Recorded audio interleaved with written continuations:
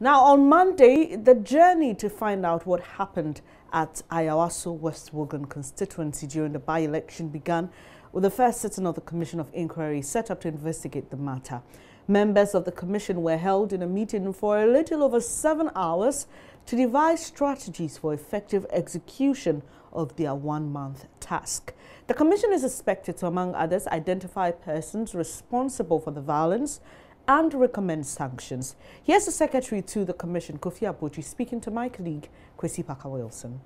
Today was basically to put together working documents, to put together methodology, to agree on the framework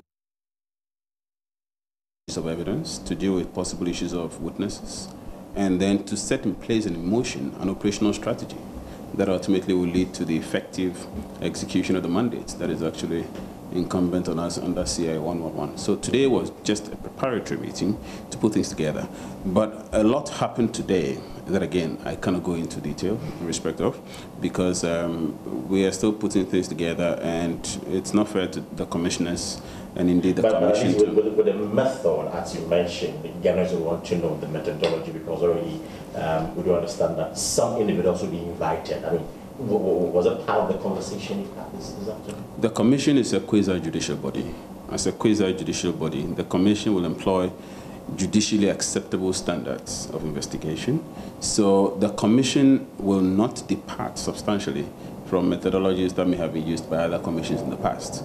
But the commission will use methodology that is finely attuned to the circumstances of its operation to ensure, as I said, that in the end, the commission execute the mandate that is incumbent on it. So in this regard, we have not agreed on things that have not been agreed on before.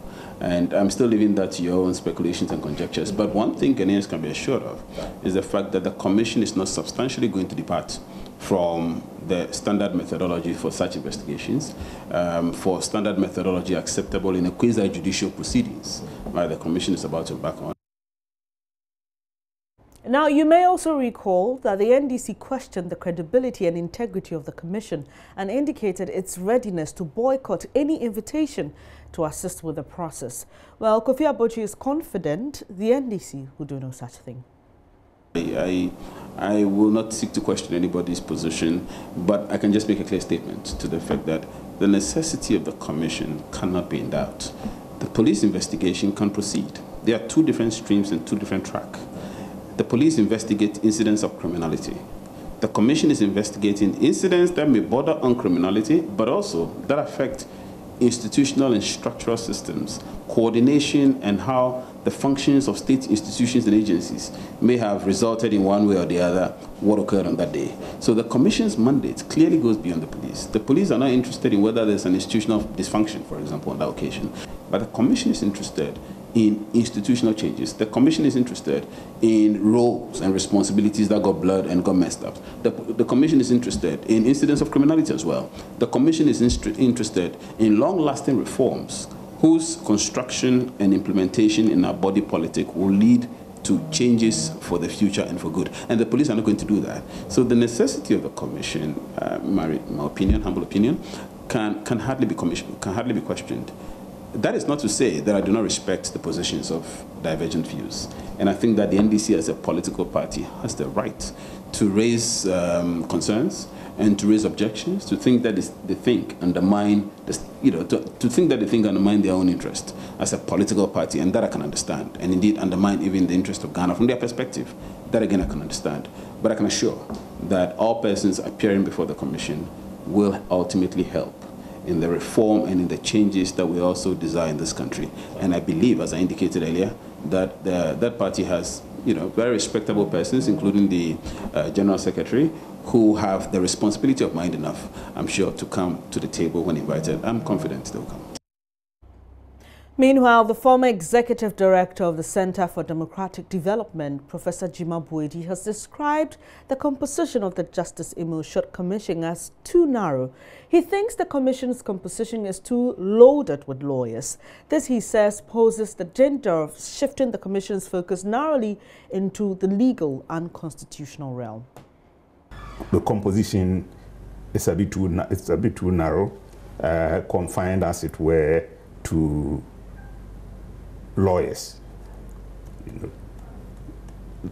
it's not that it's a bad idea, it's not a good idea to have lawyers involved in these things, but to have such a commission investigating the hydra-headed nature, the problem of this hydra-headed nature and complexity, a problem that is rooted in our, at least recent history of democracy in the Fourth Republic, rooted in the increasingly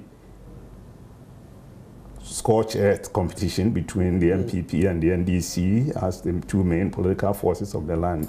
A phenomenon that is getting uglier by the day and likely to get uglier.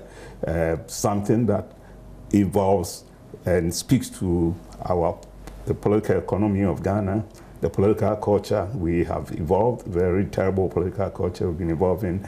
I think that it's important that this commission includes somebody with expertise in security sector matters, at the very least, and if possible, the social or political scientists with grounding, whose research and output are grounded in the politics of Ghana, the political economy of Ghana, and the political culture of Ghana.